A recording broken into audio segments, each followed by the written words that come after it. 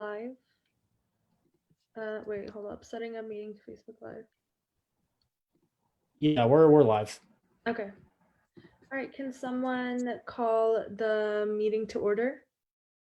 Motion to open the meeting. Can I get a second? Second. Awesome. All right. All in favor of starting the meeting, can you go to the participants tab and hit the check mark or the yes button so we can get started? Also, Suba's running late because she's saying the link is not working for her right now. I don't know why, but just in case, Sam. All right. So now we've reached half of him. Okay, so hey guys, welcome to our next meeting. We're gonna start with reports. So we're gonna do Sam first, or we're gonna do exec reports first. So Sam, you can go ahead. Cool. So first update, I shaved, you might have noticed, but more serious updates. So first, it's a pretty busy week. I have a meeting with Alana Shanahan and Maureen Marsh. Alana Shanahan's the Vice Provost for Student Affairs. Maureen Marsh is the Secretary for the Board of Trustees to talk, you guessed it, about the Board of Trustees. So that's going to be on Friday. I would like to have someone there with me. I would like that both for leadership development purposes. I'm not going to be here forever, and everyone else also needs to learn how to meet with administrators. And also because I know there's other people that are interested in this. So it is at, I believe it's at 2 p.m. Eastern time, but I'll double check. But if you're interested, let me know, preferably tonight, maybe tomorrow night. And if no one lets me know, I'm going to pick someone, but I'm sure at least one person will be interested. The second thing is that I have another meeting with the presiding officers of the Ethics Board on November 14th. I believe that is, I'll double check the time. It's either at 2 p.m. or 4 p.m. or maybe 4:30 or 2:30. But I already have, there's been a working group. We had another meeting this weekend about this. So I already have some volunteers to come with me. We have a proposal together that we'll be discussing with the presiding officers of the board. And then if they like it, hopefully, then we'll formalize it and we'll kind of make an official proposal. Maybe we'll do a resolution, but either way, we'll work with them towards getting more SGA involvement in how that works. So that'll be pretty exciting. And if anybody who is not already working on it or is not already attending that meeting wants to do either, get in touch with me, or you could just join the Ethics Board channel on Slack and we will get the message. We had our regular meeting with Carolyn yesterday. It was pretty much just a routine meeting, talked about the agenda, etc. One thing to note, so liaison pairings with student organizations are going out this week. I don't know when this week, maybe student orgs will have that for us, maybe not. If so, that's fine, but it is going out this week. Newsletter, if you're interested in that, jot that down because student organization leaders can expect that to go out this week. And I want you to hold us accountable if it isn't, but it will. And so another thing, you all might have heard that there was an election last week. So we did a couple things. So SGA as a whole, we had that conversation at our last GBM and we followed through by sending out that email on the Monday night or technically Tuesday morning, I think, about the election. It included important election resources. Thank you to HSS for putting together resources that I was able to pull from. It included information about how students are allowed to take election day off if they need to vote or anything, and they just need to email their professors. So I hope that was helpful for people, for anybody that needed it. And I was glad that we got that out. Thank you, Kobe, for being the email writing helper MVP. You earned a shout out. And additionally, post-election, I sent Smita was super helpful. She was checked in with us. She asked us, like if there's anything that students are having issues with, please let me know. And one of the things that we let her know about is that a lot of people wanted, they felt that it was very hard to do schoolwork on election day, which turned into election week, which is technically still election month, which was very understandable. So I asked Smita if she could talk to the vice deans about, getting something out to professors, basically being like, be lenient, please, this is tough. And apparently that's benefited some people, I've heard. It did not benefit me in my chem test, but I hope it was helpful to some people. And, we're in the process of scheduling a committee chair meeting. Heck just sent that message out. That should be exciting. It'll be a good check-in on where all the committees are as we near the end of our first semester. And lastly, if you haven't already, please fill out that form that I sent about the COVID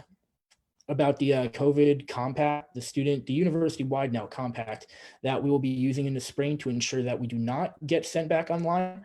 It's very important to me, and I think it's very important to the efficacy of the compact that we get feedback on this. My last meeting about that is tomorrow. I don't quite know who filled it out and who didn't, because I just have emails and I don't have names on that because I wanted to keep it semi-anonymous. But if you haven't filled it out yet, you might have heard from your class presidents about it. You heard from me about it.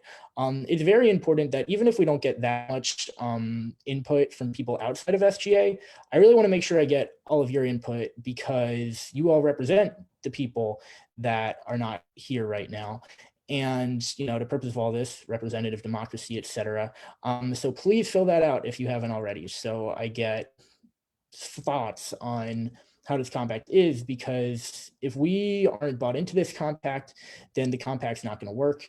And it's difficult to think that we're going to buy into this compact if we don't have an opportunity to provide feedback for the compact. So that's why I had all of you message group chats. That's why I presented to the Student Athletic Advisory Committee. And so please fill it out. Thank you. Oh, and I'm also the secretary for today, so get excited. Okay, so I guess I'm next. Basically everything Sam said, I'll just echo that. We had a meeting with Carolyn. We're scheduling the committee chairs meeting, so please fill that out by Friday so I can kind of arrange a time for all of us that works. Yeah, I'm trying to think of everything else I've done this week. Sorry, I've had a rough week. I've had 5 papers due day after day. So yeah, a lot of stuff.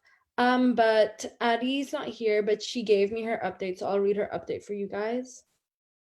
Okay. She said, hello, we are still within our, so this is the treasurer. We are still within our 40-60 budget for the year, meaning we are within the 40% for the semester. We have our next meeting tomorrow night at 8 p.m. And if your group wants to talk to us, you can email us before and come to the meeting. We made a lot of progress last week with requests, and we even had a group host a fundraiser through Hopkins Groups, which was really exciting, and it was fun to work really closely within a group, and we hope to do more of that. We still have SGA funds to allocate, so if you have ideas for the rest of the semester, please reach out to me, which is Addie. And if you want to brainstorm for the spring semester, I'm here. As always, you can reach me at my email, aperlma3@jhu.edu. So that's Addie's update. Brianna's also not here because I think she has an exam now. So we're gonna move on to class council reports, and we'll start with seniors.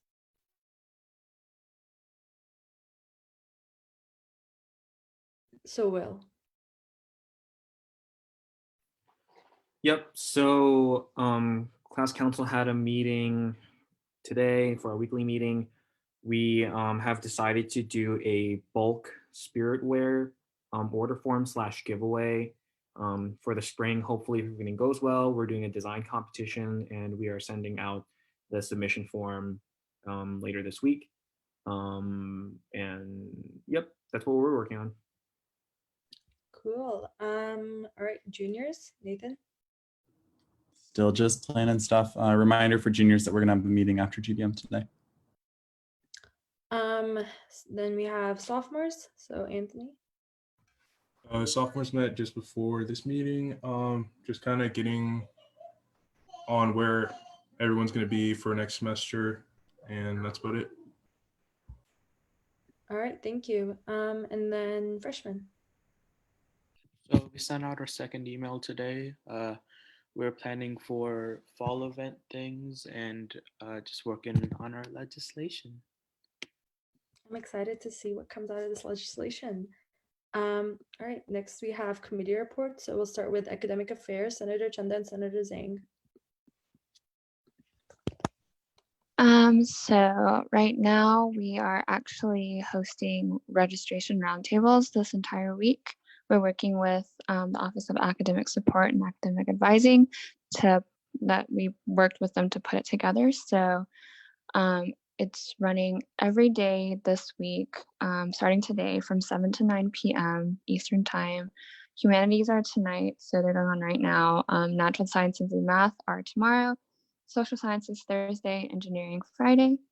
And everything should have been sent to every single student by Dean Martin. So check your email from her. And I think next week we, as a committee, have a meeting with our two deans of CASOS and Whiting, deans of education. So we'll keep you guys updated on that. Thank you. Next we have civic engagement. So Senator Wang and Senator Lee.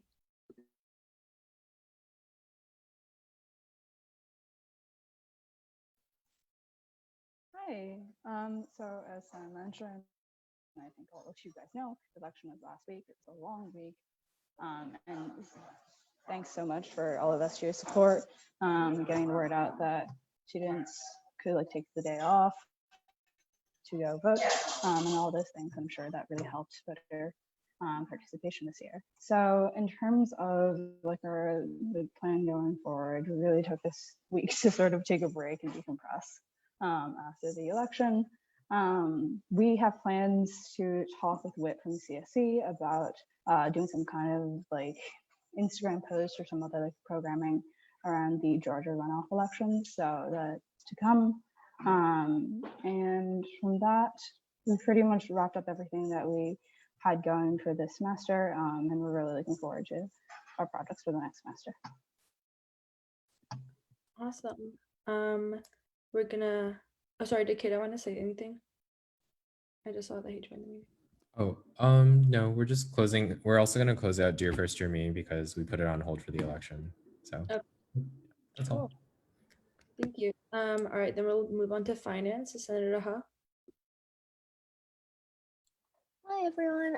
So finance has just been meeting with a couple of student groups. We've helped them plan a fundraiser, and we're working with some of the student groups who might not have the eligibility for a budget to create fundraisers for that. As always, if you have any questions or if your group needs funding and wants to present your funding request to us, you can stop by our meetings at 8 p.m. and you can email either Addie or I, and we'll drop you the link. Thank you. Thank you. Next we have health, safety, and sustainability. So Senator Chen and Senator Tai. Hey, Megan's not here, so I'll just do the report. First of all, happy Blue Jay Tuesday, wearing blue. So last week, HSS was just working to promote some pre/post-election mental health resource / guidance. And we help promote a website from Wellness JSU, and now the Instagram is sporadically posting stuff as well. So follow us if you haven't yet. That's it. Cool. Next we have internal affairs. So President Cho. Yep, so Mehek was also there, of course. We had our internal affairs meeting. We looked at a bill to standardize procedures for class councils and committees. And we just sent back some edits and some suggestions. And that was what we covered in our last meeting. Yep. Thanks, Will. Next we have student organizations. So Senator Kalahasti and Senator Chen. Hey all, Megan is not here, so I'll do these. Two big things. Like Sam mentioned, liaison pairings will go out by the end of the week. I will assure you this, I wrote 15 draft emails today with a bunch of different info in them, so these have to go out this week because I cannot spend more time writing draft emails.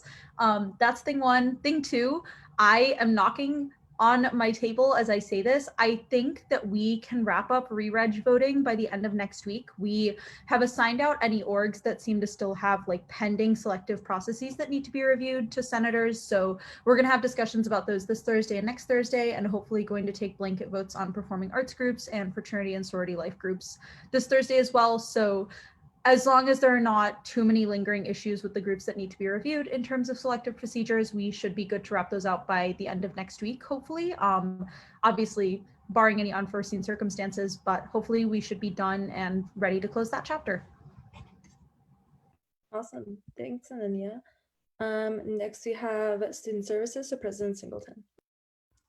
Yeah, we met Sunday. We had an update meeting today, and there'll also be another one after GBM. We talked mostly about some of the programs that we've had running. We're waiting on some replies from Brody on some stuff. And we're also looking into some programming in regards to making like virtual events easier and stuff like that. So thanks. Thank you. Next we're gonna move on to caucus report. So the first one we have is the Black Caucus.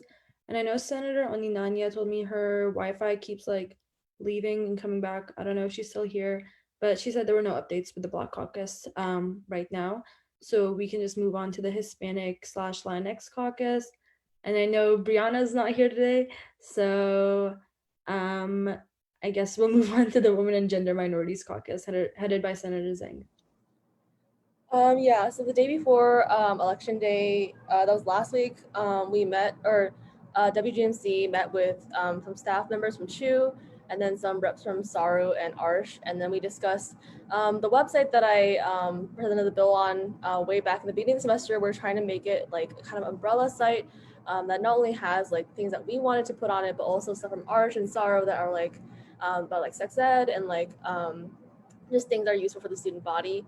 I will make an update presentation for next week because I feel like I just realized that a lot of things change about the website. So I feel like even though I might not bring back the bill, I feel like maybe you guys want to know what happens. And then there's definitely more collaboration with Hopkins Department and student orgs now. And then yesterday we met with SARO to discuss like best practices for a blog for survivors to ensure safety of both the submitters and the readers. And then we also laid down some foundations for like the blog review committee as a collaboration between SARO and WGMC. And then we hopefully the blog and like the website and everything, working with CHU and ARSH, that'll all be done by the beginning of next spring. So yeah, stay tuned. Awesome, thank you. And now we're gonna move on to our advisor report. So Carolyn. Hey y'all, I don't have too much, just two things.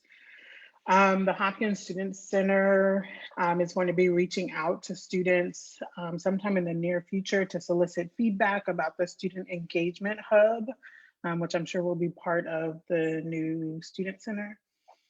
And then the next thing is just a friendly reminder that all SGA meetings and events need to be submitted in Hopkins groups. So whoever is responsible for that, for the committees or councils in general should be putting that information into the system. I believe everybody has their own pages in Hopkins groups, at least the class councils do. I'm not sure about the committees, someone might have to correct me, but I really need for us to get into the swing of doing that. I haven't seen very much happen in the system, but want to remind us that that should be happening. Yep. Thank you, Carolyn. And yeah, Sam said we'll talk about that in our committee chairs meeting. So we'll like help you guys out with that if you guys are confused about anything. With that, we're gonna go into new business. So the first thing we have today is a thread presentation by, I'm gonna say her name wrong. Is it like Nadia? Did I say that correctly? Yes, it's Nadia. Nadia, okay. And I'll give you screen sharing abilities so you can go through the presentation at your own pace.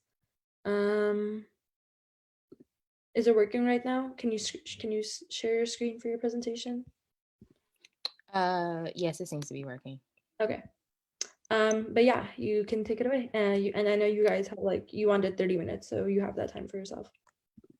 All right, thank you. I was not sure whether or not you were going to present or I was going to present, so let me pull up the presentation, but I'll be ready in about 2 minutes. Okay. Well, while you're getting ready, would you want us to move on? We're going to move on to the election day letter, if that's okay. Nadia? Okay, so we're gonna just That's fine. I'm sorry. I was trying to find the screen. Yeah, that's cool.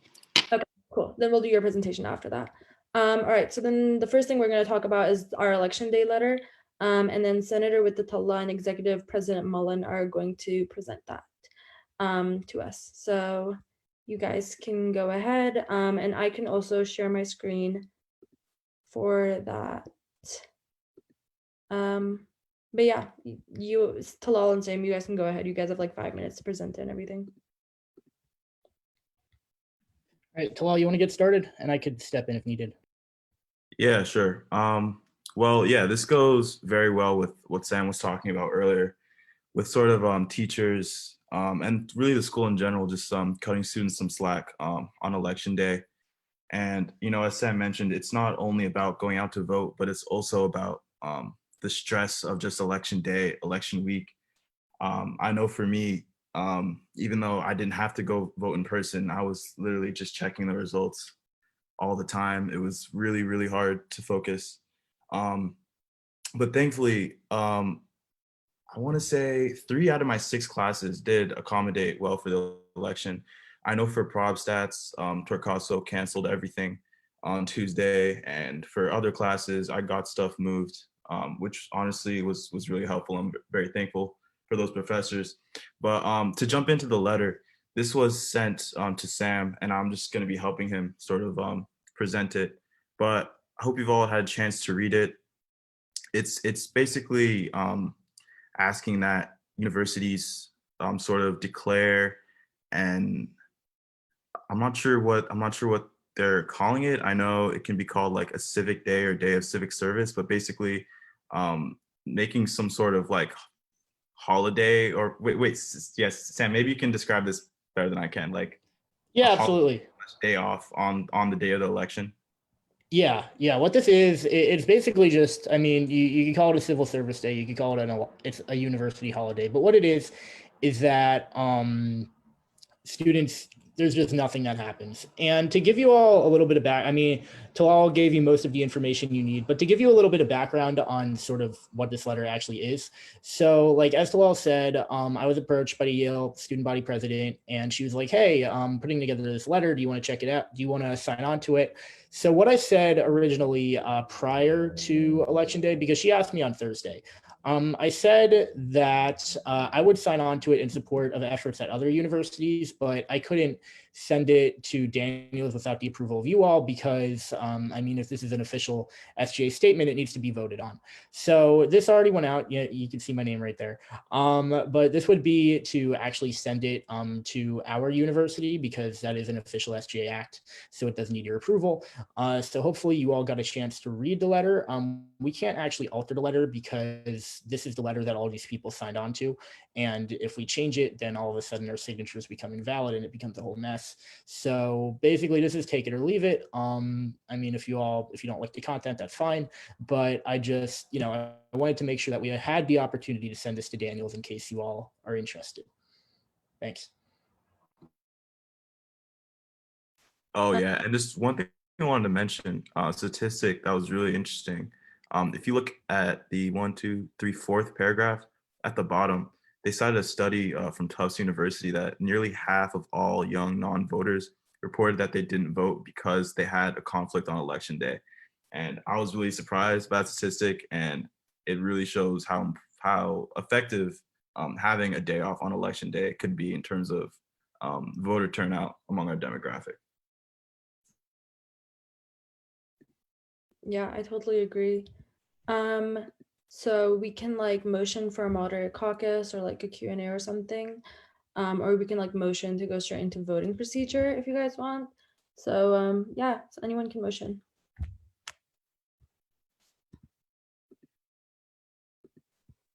Motion to go into voting procedure.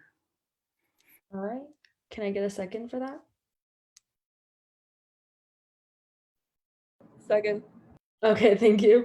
Okay, all in favor of moving into voting procedure, please go and hit the yes on participants tab. So we are not currently voting, we're just moving into voting procedure. All right, since I got more than 15, we're good.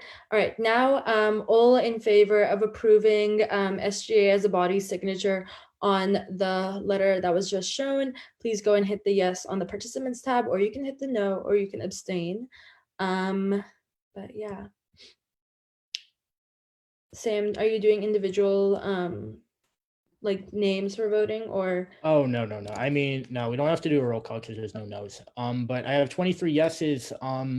Has anybody, there are a few people that I believe haven't voted. You have a few seconds to vote. You have 15 seconds to vote. And then I'm just going to mark you as an abstain. Okay.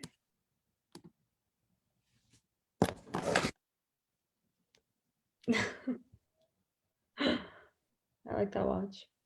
Thanks. Got it for my birthday. All right, so that'll be abstains, but reminder that abstention should only be used when you have a conflict of interest with something. So in the future, vote unless you have a conflict of interest. So yeah, cool. Sweet. Congratulations, everyone. It passed. Yay, passes. All right. Thank you guys all for voting on this. Next, I guess we'll go back to the thread presentation. Nadia, if you're ready, you can like just go ahead and screen share. Thank you. Thank you all for your flexibility.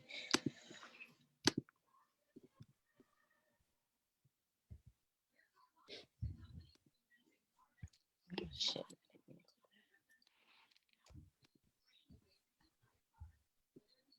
So hello everyone, good evening. I am Nadia from Thread, and I am a resource recruiter with Thread, and I'm here to share some information about Thread, how you can get involved with Thread, and how you can share Thread to the larger student body to get involvement. So we're just gonna go through a quick introduction of the organization, how you can join, and then I'll take some questions at the end. So Thread is a student group and a nonprofit, and we are a student group on Hopkins campus, Homewood and Med campus, and as well as Morgan State University's campus. And it's our goal to continue to facilitate relationships on university campuses, as well as throughout the city, as many formal and informal relationships needed to build out our entire Thread model. So Thread is really big about building relationships across lines of difference, those differences being race, class, zip code. We work with young people from 6 different high schools in Baltimore City, and we have a 10-year commitment to these young people. So we start engaging these young people their freshman year of high school. Our young people do start off in the bottom 25% of their freshman class, and it's our goal to support them through relationships, through the sharing of social capital, through the sharing of resources, and through the sharing of support to help get them to high school graduation and post-high school, some type of post-high school attainment. So we would consider that a successful work placement right after high school or post-secondary education, 2-year, 4-year, or certification. And so we are 100% committed to our students, so they remain 100% enrolled in Thread for their 10-year period. And that just looks like us being dedicated to our young people, no matter their circumstances. And so if our young people drop out of school, or if they transition to a different state, or even to a different high school that we are not currently affiliated with, we still have this dedication to supporting our young people, and we're able to do that through our volunteership. We're able to remain connected to our young people because we have relationships with them through our volunteers. 87% of our young people graduate high school within 6 years, which is really phenomenal because they would have otherwise had possibly less than a 6% chance of graduating high school within 4 years. Because again, our young people start off high school in the bottom 25% of their freshman class, earning about a 1.0 or less. And 83% of our young people go on to complete some type of post-secondary degree or certification within their 10 years in Thread, as well as that's also including our young people who are able to successfully be placed into the workforce. So we have a thread community model, and it's the idea that every single person contributes to building relationships. And through our connections and relationships, we are able to build a strong social fabric.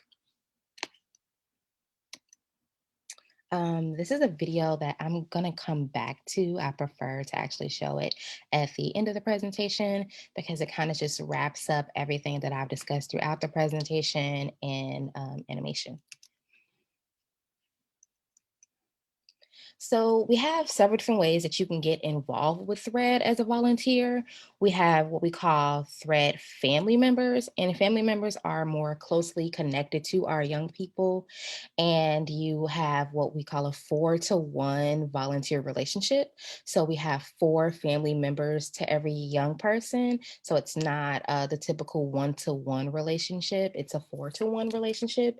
And we have this family model because we also believe that it's through the connections that you build with other family members that your own personal life is able to be enhanced and you are able to grow your network and share your capital and also benefit from others sharing their capital. And through the family model, we have what we call volunteer leaders.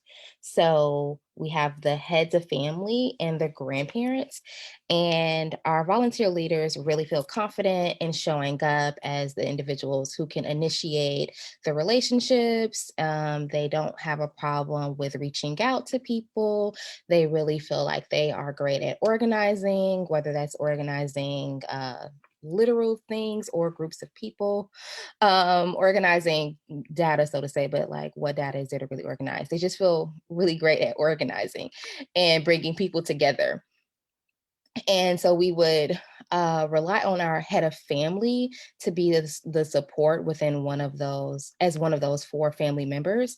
And then our grandparents are not directly connected to the 4-to-1 family model, but they are being a support to 8 heads of families, which we call a thread, which there's going to be a picture of this next. So it will make a lot more sense when you can, or possibly a lot more sense for some others who are more visual once we go to the next slide.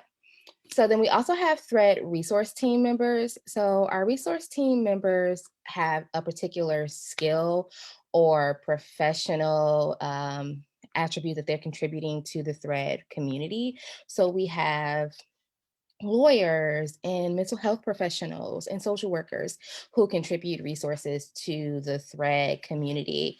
And that's their relationship to our community. They don't particularly serve as a family member. Sometimes we have resource team members who are also family members, but we really rely on our resource team members to help us get more deeply connected to the resources that our young people need, as well as our volunteers. And pre-COVID, we had a lot of in-person events. And so there was a lot of opportunity for one-time volunteership. And so we are still working to remain connected virtually. So we have a lot less one-time volunteer opportunities, but hopefully in the future, we will be able to be in person again, and we will be able to offer more one-time opportunities. I'm sorry. So Thread is aiming to connect 20,000 adults, which is about 5% of the adult population in Baltimore. And so that looks like all of our collaborators, our family members, our resource team members, and everyone that contributes to the Thread community. And with these 20,000 adults engaged, we will be able to serve over 3,000 students in Baltimore City, which is about 7% of the Baltimore City freshman class.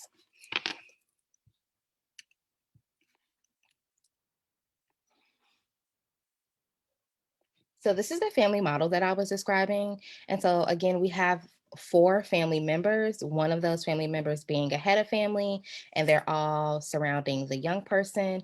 We also have what we call a coaching model in Thread, where everyone has a coach. So the student is playing a role as a coach to the family members, and the family members are playing a role as a coach to the student.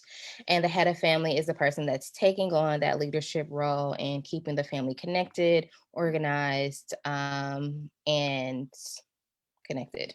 Then you have the grandparent, and the grandparent again is the leader and support system for 8 heads of family, and 4 of these family relationships makes a thread. So we really are flexible with how you engage young people in Thread. Thread is once again really big on just having a relationship. We don't have a like set of activities that we determine is like how you can volunteer with the organization. We do have some spaces that our volunteers and our young people can get connected. So we have a monthly event called Thread Talk, which our Thread Talk was actually today. And at Thread Talk, they also have Thread family meetings where those families meet with one another and you just kind of catch up with each other, as well as that serves as what we call a touch point.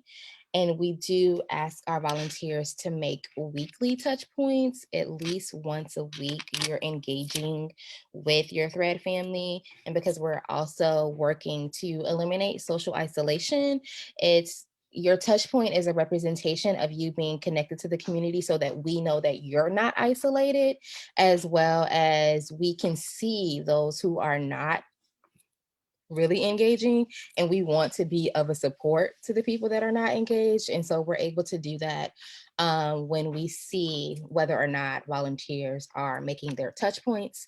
And you can record all of these things in our Thread app. The Thread app is a space for volunteers as well as young people, as well as collaborators and staff members to be connected. So basically everyone in the Thread community is able to connect via the Thread app. This is an example of what a touch point would look like. This is actually an older version of our app. We have an updated version of the app. It looks totally like more user-friendly and more modern. And you can actually video chat on the app now. So that is a really cool way to engage, as well as you can just leave snippets of video messages. So we really think that the app is a great space to remain connected to the entire Thread community. And if you don't connect in any other virtual space, you have the option to connect on the app. This is just another slide going over resource team member activities and ways that you can join.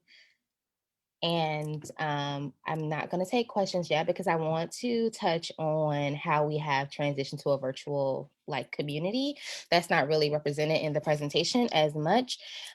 So again, we're 100% virtual due to COVID, and all of our activities are held online via Zoom, Instagram Live, and then people are able to initiate their own virtual relationships in whatever spaces they're most comfortable. We are accepting volunteers that are out of state. So most of our volunteers in the Thread community comes from the Johns Hopkins University Homewood campus community. So we really have a rich relationship with you all.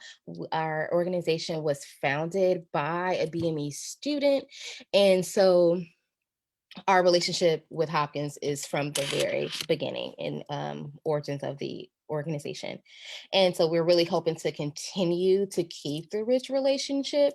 And we want to make sure that university students that are not in state understand that they still have the opportunity to join Thread and participate. We have a fingerprinting requirement that all of our volunteers must be fingerprinted because we work with Baltimore City Public School youth.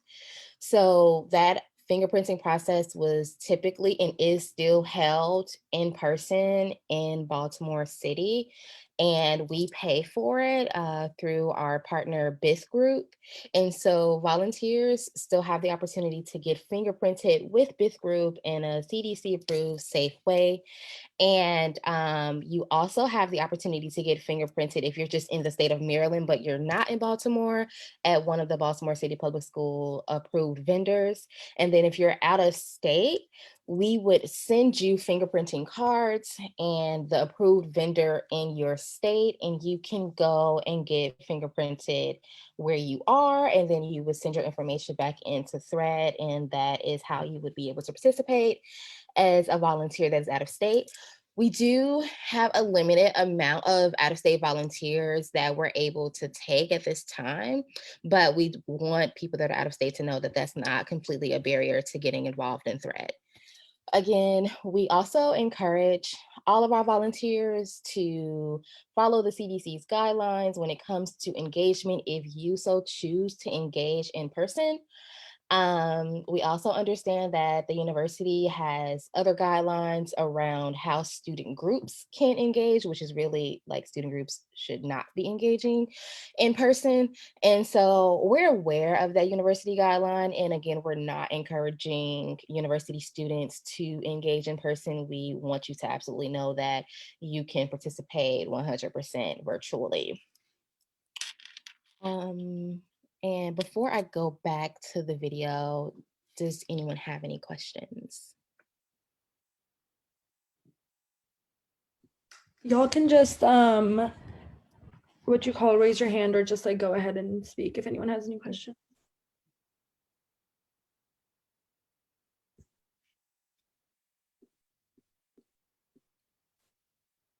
Well, I guess I have one question. Is there like a deadline for like when you can be a volunteer, or like was that already covered? I don't know if I missed that.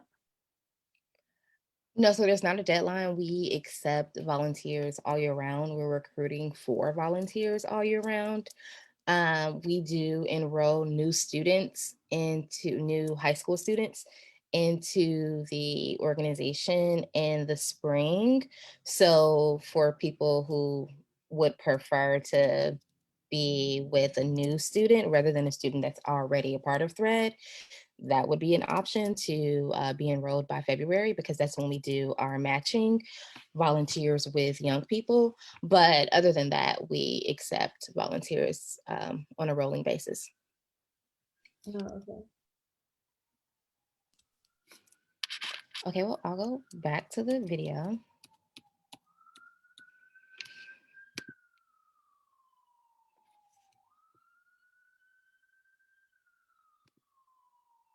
Thread builds relationships across lines of difference.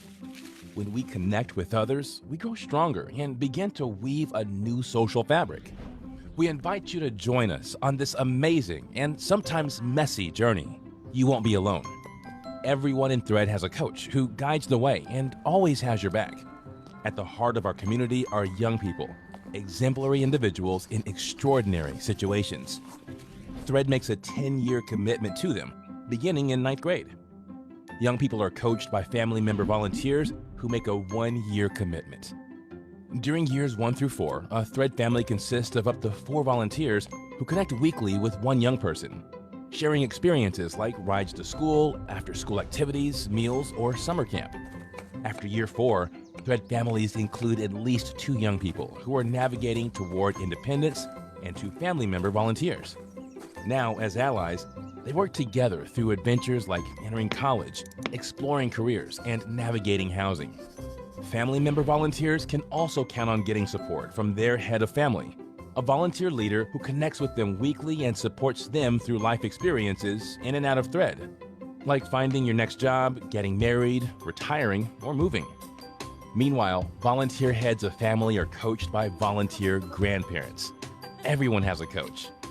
It's impossible to plan for everything Thread families experience, and that's where resource team volunteers come in. Whatever the issue, an eviction, academic struggles, a health crisis, resource teams use their expertise to help. Each month, we come together as a community to celebrate wins, offer support, plan for the upcoming month, and just be together. In between, we update each other via a simple app that keeps everyone connected. We know that authentic, enduring relationships change lives and our city. Are you ready to join Thread and help weave a new social fabric? Get started at thread.org/volunteer.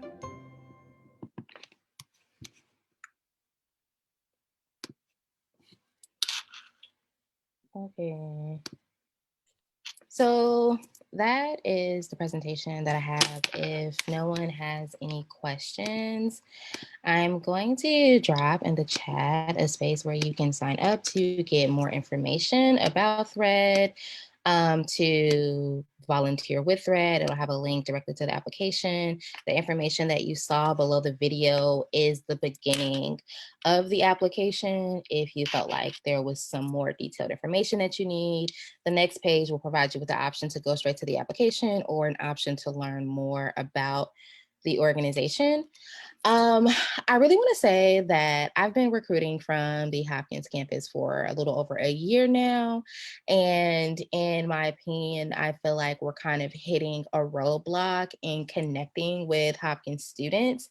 I've made hundreds of announcements, from classroom announcements to student group announcements to in-person announcements, just sitting in random spaces on the campus, in the breezeway, like blah, blah, blah. I've been all over campus. And I could imagine there's a couple of barriers between myself and the university culture that could be prohibiting the connection, but also because Thread was founded on Hopkins campus, I'm kind of thinking that we have just kind of exhausted our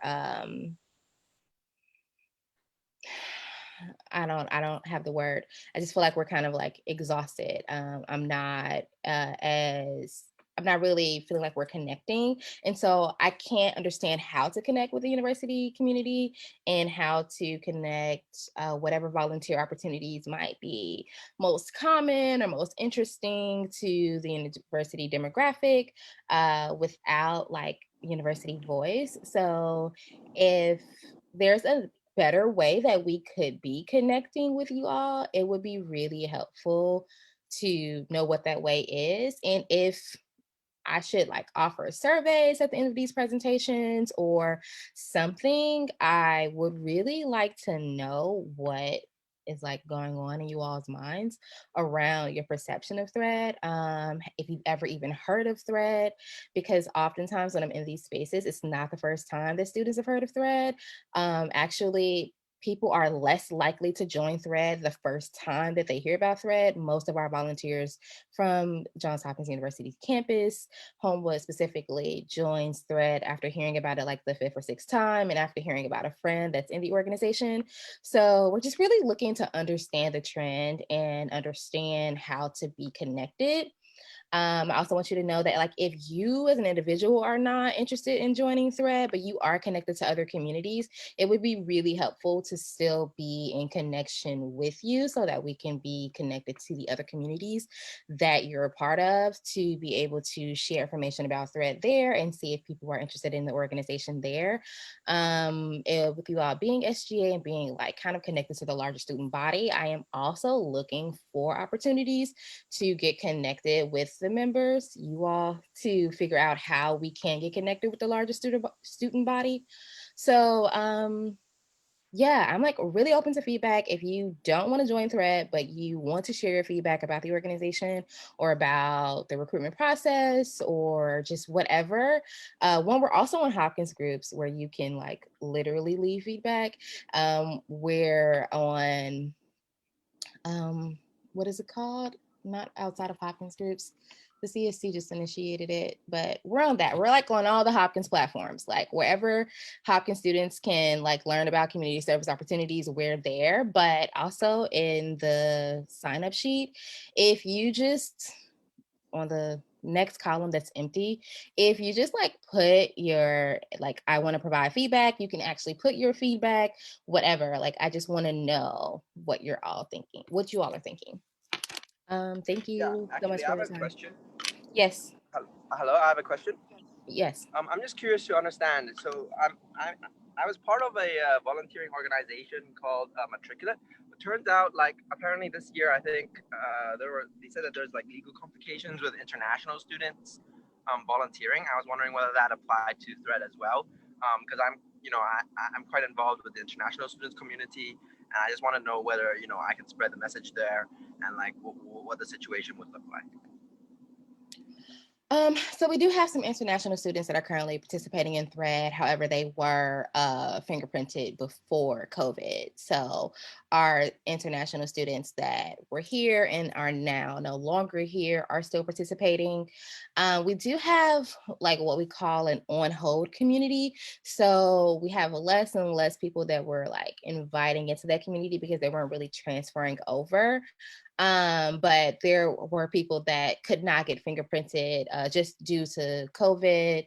And so we still invited them into the community, but they couldn't engage with young people because it's a Baltimore City public school requirement for people to engage with the young people, and they have to be fingerprinted and federally background checked to fingerprinted.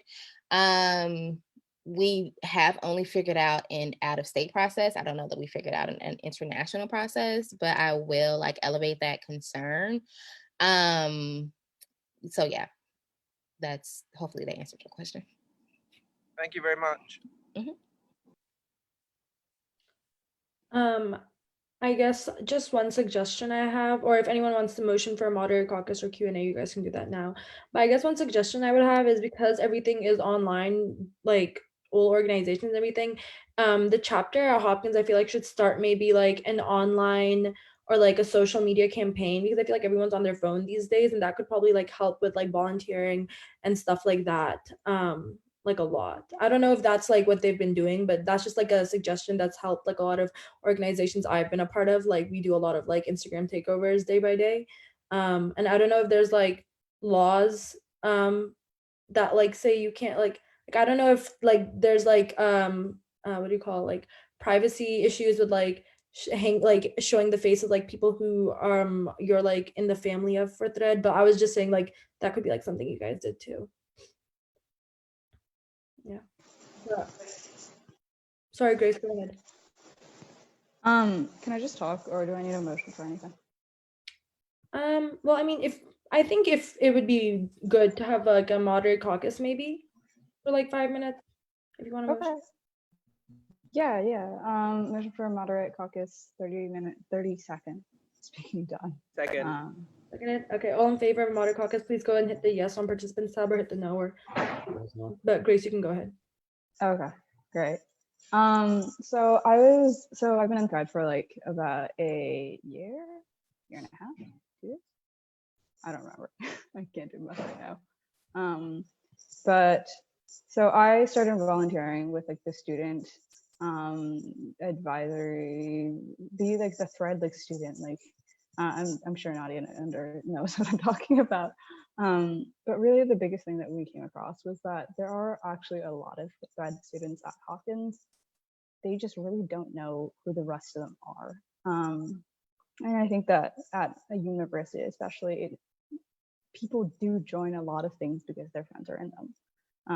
And so in terms of both recruitment and retainment, it really does help to find a community. Even though you are like the whole purpose of Thread is to build a community outside of Baltimore, I think it's really useful to know other people who are sort of in the same situation as you, who are especially juggling something like maintaining a relationship while also maintaining like academics, and it's even more pressing sort of in like COVID times. So like one of the biggest things that we found was that when COVID shut the university down, we were going to organize a couple of events so that people both like who are interested in Thread and also people who wanted just to like know other people who are already in Thread but wanted to know other people in Thread. I think that was a huge thing that we discussed, just because like if like, the fact is like sometimes you like talk to people and then like all of a sudden you're like, oh wow, I didn't know that you were also in Thread, and I've like known you for a good like 2-3 months now. So especially since it's a very like personal relationship with another student, with a Baltimore City student, you don't necessarily always talk about it. But it's really helpful to know that community is there at Hopkins and know the sort of the scope of that.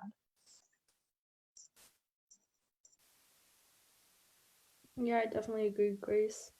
Does anyone else wanna, if anyone else wants to talk, you guys can just raise your hand or jump in.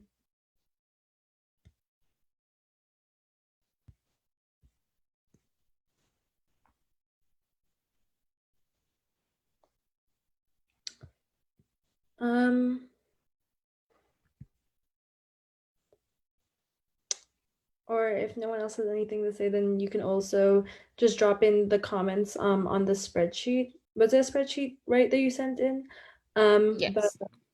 yeah, I think it would also be useful if you actually did maybe do surveys after your presentations, like just like a quick yes and no type of survey, because that like is kind of super easy and quick for people to finish.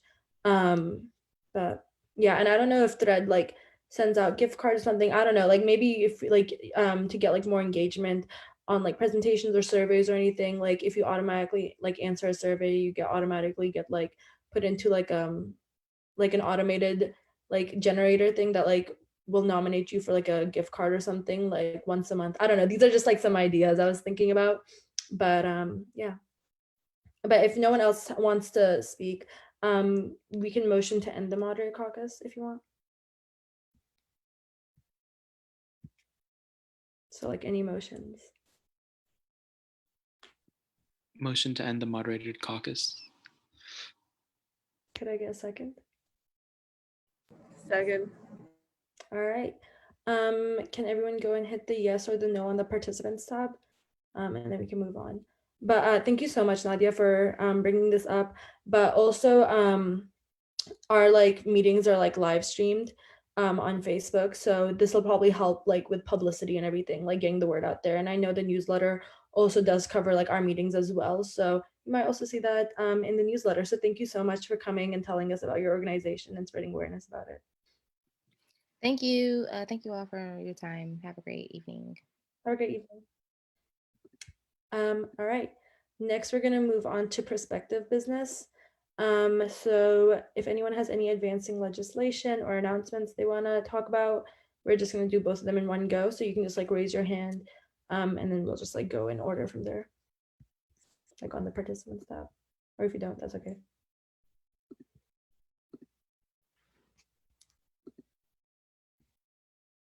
No one has any announcements? Okay, Sam, go ahead. How could I not have an announcement? Yeah, this is just a reminder about all the things I said during the update. Fill out that form, fill out the compact form, again, super important.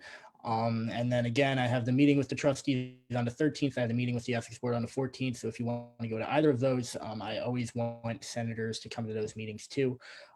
So yeah, get in touch with me. I do know that there's some perspective. It's my understanding there's some prospective legislation, maybe like, you know, the freshmen, if you guys want to talk about that one, if anybody wants to talk about any legislation that's maybe not even done, it'd be good to update everybody right now.